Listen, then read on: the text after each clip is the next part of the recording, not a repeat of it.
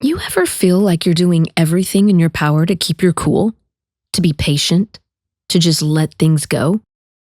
But then one more poke, and suddenly you snap. And now you're the problem? Now you're the one that needs to calm down? Funny how that works. Hello, friends, and welcome back to The Free Advantage, brought to you by The Risky Path. I want to invite you to join me each week as we explore self-discovery, authenticity, and the journey to uncovering a life of freedom. This podcast is about sharing and exploring impactful experiences that we all share in a relatable and digestible way. With so much information out there, it can be overwhelming to take it all in. And here, I want to give you small bites that you can take back into your week and integrate into your daily life.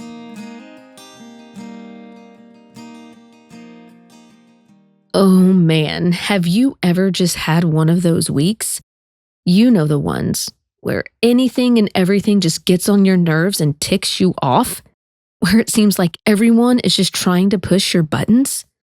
Well, today, my friends, we are talking about that very thing.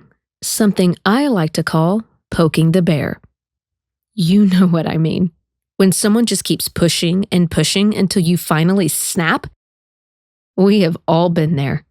Whether it's your significant other, your children, your coworkers, or your boss. Or maybe it's the car in front of you or the lady in the line at the store. Or maybe it's just life throwing you one hit after another. Sometimes the hits just keep on coming. And I don't know about you, but there is only so much one can take and can handle at one time. When I feel this way, it seems like everyone and everything wants to see how many times they can poke the bear to see how much restraint he actually has. But the minute they have pressed too hard and he bites your head off, it's the bear's fault. Have you ever felt that way? In this month's series, The Things That Drive Us Mad, this is one that definitely drives me crazy. We like to think of tolerance as steady and unwavering. But in reality, it's anything but. Some days you can handle anything. And on other days, the tiniest inconvenience sends you over the edge. We all have a threshold, a level of tolerance, a point at which we say enough is enough. Our tolerance can shift from moment to moment, and it's a funny thing. It is not a fixed state. It moves, changes, ebbs and flows with the daily factors of our life.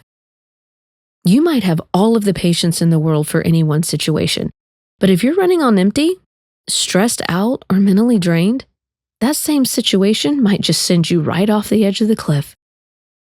Maybe you're normally patient, but today, you just can't.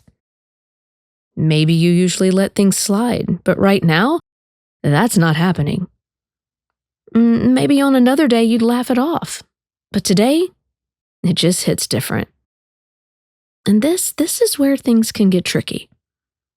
When you have been poked, tested, and pushed one too many times and you just finally lose it, suddenly you're the problem? Those testing our limits don't often realize the 99 times we let it go before we finally snapped. And yet, the moment we do react, suddenly every ounce of patience that we had before disappears in their minds. They don't remember the restraint, the grace, the quiet swallowing of irritation. No, they only see the moment we finally had enough, and now we're the ones who need to explain ourselves. And that's when it gets flipped on us. And what do we hear instead? Whoa, calm down. Or, geez, it's not that serious. Or, how about this one? I was only joking. Does that sound familiar? Here's the truth. Sometimes what we call teasing is actually poking. What we call playing around is actually pushing someone past their limit. And what we call overreaction is actually an inability to recognize someone's boundaries. Now let's be clear, I'm not saying lashing out is the answer. Not even close. And I have an answer for that. But let's be honest, when others say you're overreacting, what they really mean is your reaction made them uncomfortable. But discomfort doesn't mean it wasn't justified. Think about it. If someone keeps poking a literal bear and that bear eventually swipes, are we really surprised? Did the bear have no tolerance? Or did it just finally hit its breaking point? I've had to remind myself that I don't have to justify my limits. If I've had enough, I've had enough. And my boundaries aren't up for debate. Just because they think I should tolerate more doesn't mean I have to. And I am allowed to protect my peace. That doesn't mean I need to explode, but it does mean I can shut things down before it gets to that point. I know firsthand what it feels like to be pushed and poked beyond my tolerance level, and it drives me mad. So, what do? How do we navigate situations where we feel we have been pushed to our edge? Recognize the early signs. Instead of forcing yourself to just deal with it, notice the first signals of irritation. You're allowed to acknowledge them. Knowing yourself and where your tolerance is low can help you better navigate what is being thrown at you. Check in with yourself when you feel overwhelmed. This enables you to step back or step away when needed. 2. Set a boundary out loud. People can't respect boundaries that they don't know exist. Letting others know beforehand that now is not the best time for you can help mitigate a button-pushing situation. Instead of waiting until you snap, say something like, "Hey, I just want to let you know now is not a good time for me to have this conversation." Or, "Hey, I need you to stop right now." You could say, "I don't have the patience for this right now." Or, "Not today, please." 3. Remove yourself if needed. If nothing else works, always know that if you can't engage without snapping, walk away. Removing ourselves from a potentially unwelcome situation is 100% our choice and a very viable option. Show yourself grace. When we feel overwhelmed or we get to a place where we're beyond our limits, we can often feel guilty, like we should be able to handle everything. But instead of beating yourself up for it, look back and see all of the moments of patience that came before. Acknowledging the things that you have already given and handled can make way for acceptance of ourselves when we aren't feeling our best. When we understand where we are and what we need, we give ourselves the gift of choice, the ability to respond instead of just react. And this awareness doesn't just help us manage our limits, it helps us live more fully, more freely, and more in alignment with who we truly are. Taking the time to pause and reflect on how we show up for ourselves is imperative in these moments. I want to invite you to check in with yourself. When you do this, ask yourself, what situations or people tend to push your limits the most? When you feel yourself reaching your limit, do you give yourself permission to step back, or do you force yourself to push through? How often do you ignore your own needs in an effort to keep the peace?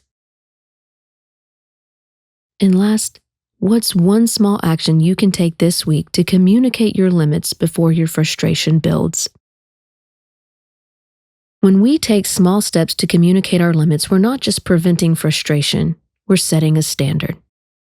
A standard for how we want to be treated, for what we will and won't allow, and for the kinds of relationships we want to build.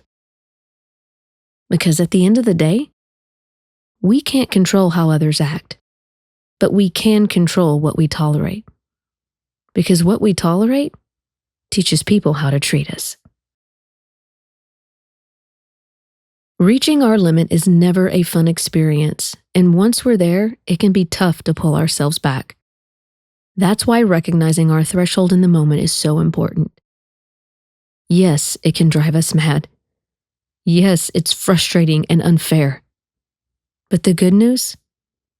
We have the power to catch it before it escalates. And hey, if the bear does lash out, at least it didn't eat anyone for a snack.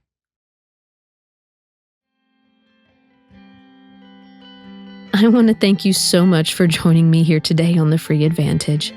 For more resources, visit my website, theriskypath.com. And if this episode resonated with you, please share it with someone who might need to hear this message. Don't forget to like, subscribe, and leave us a review. Your voice matters and helps us to grow and get our message out to more people just like you. Come back next week as we continue this journey to freedom together. And remember, freedom is the advantage you already own. Until next time.